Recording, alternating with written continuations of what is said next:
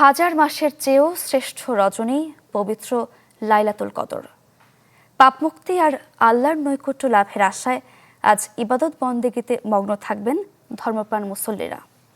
ইসলামী চিন্তাবিদদের মত, নির্দিষ্ট কোনো দিনক্ষণ নয়, বরং রমজানের শেষ দশকের যে কোনো বেজর রাতই এই মহিমান্বিত রজনী পাওয়ার সম্ভাবনা থাকে।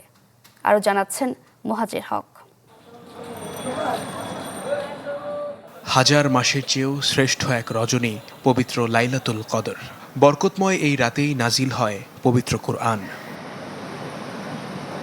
বাংলাদেশে সাধারণত ২৭শে রমজান দিবাগত রাতে শবে কদর পালন করা হলেও ইসলামী চিন্তাবিদরা বলেন ২১, ২৩, ২৫, ২৭ ও ২৯তম রাতে ইবাদতের মাধ্যমে এই মহিমান্বিত রাতকে খুঁজে নেওয়া জরুরি।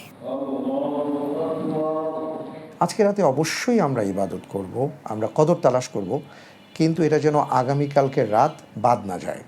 কিন্তু আমাদের উচিত ছিল প্রত্যেকটা রাতে লাইলাতুল কদর তালাশ করা রমজানের, আর সেটা না হলে অন্তত পক্ষে শেষ দশকে তালাশ করা, সেটা না হলে শেষ দশকের বেজর রজনীতে তালাশ করা। পাপমুক্তি ও আল্লাহর নৈকট্য লাভের আশায় ইতেকাফ, নফল নামাজ এবং জিকির আজকারে মগ্ন থাকেন ধর্মপ্রাণ মুসল্লিরা। শান্তির অমীয় ধারা নিয়ে আসা এই রাতে মুমিনদের প্রার্থনায় থাকে দেশ ও জাতির সমৃদ্ধি আর বিশ্ব মুসলিম উম্মার কল্যাণ। রেইনবো অলরাউন্ডার এক্সটেরিয়র পে বাড়ির বাহিরের দেয়ালের সুরক্ষা নিয়ে থাকুন নিশ্চিন্ত, সাথে পাচ্ছেন ১০ বছরের ওয়ারেন্টি।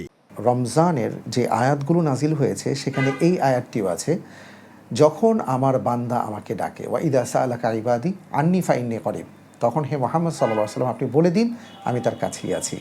সে যেন আমাকে ডাকে। সুতরাং আল্লাহ রাব্বুল আলামিনকে খুব বেশি করে ডাকতে হবে, কান্নাকাটি করতে হবে। এই রাত মানুষকে মনে করিয়ে দেয় দায়বদ্ধতার কথাও। আর তাই তো হাজার মাসের চেয়েও শ্রেষ্ঠ এই রজনীর আশায় ক্ষমা আর নতুন শুরুর প্রার্থনায় জেগে থাকে অগণিত হৃদয়। মুহাজির হক, চ্যানেল 24,